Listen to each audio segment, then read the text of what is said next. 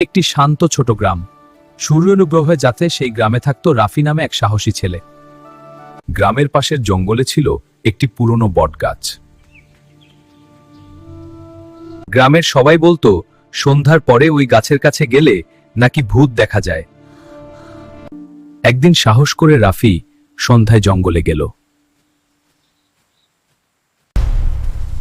হঠাৎ বটগাছের ডালগুলো নিজেরাই দুলতে শুরু করলো। রাফি দেখতে পেল গাছের নিচে সাদা কাপড় পরা এক ছায়া। ছায়াটি ধীরে ধীরে তার দিকে এগিয়ে আসতে লাগলো। ভয় পেও না, আমি এই জঙ্গলের পাহারাদার। আমি কাউকে ভয় দেখাতে আসি না, জঙ্গল আর পশুদের রক্ষা করি। এরপর রাফি বুঝল সব ভূত খারাপ হয় না। ভিডিওটি ভালো লাগলে লাইক, কমেন্ট আর শেয়ার করতে ভুলবে না বন্ধুরা।